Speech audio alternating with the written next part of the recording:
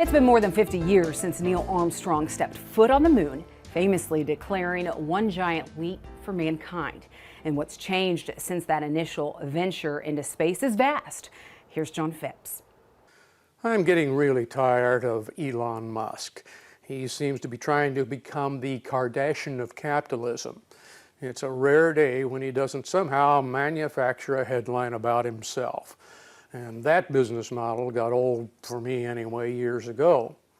That said, and while still staring down the road, waiting for my Starlink receiver to come, he has revived public interest in space like a new version of Star Trek.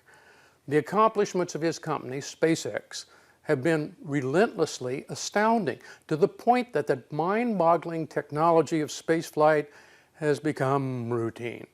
In between selling expensive rides to celebrities and billionaires, SpaceX has been steadily launching huge numbers of satellites for any number of purposes. One result of the intrusion of profit-seeking into space programs is shown here. The cost of heaving a kilogram of whatever in orbit has plummeted. This amazing infographic from Visual Capitalist primarily shows a price drop for launches, but if you look down at the bottom, it also shows how huge the vehicles are.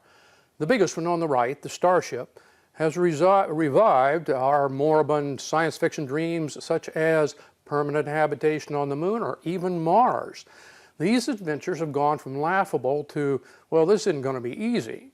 That one person could ignite this renewed interest in space is remarkable, regardless of the personality involved.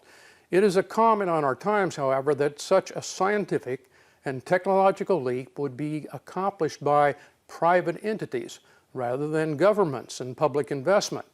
It could be that as global wealth increases, especially for a small number of individuals like Mr. Musk, the sluggishness of modern governments and their obsession with cultural controversies will immobilize them from creating our future.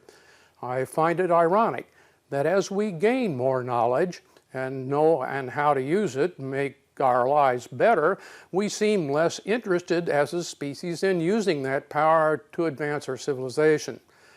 Maybe this has always been the case, with a few people of vision pulling us forward while the rest look on.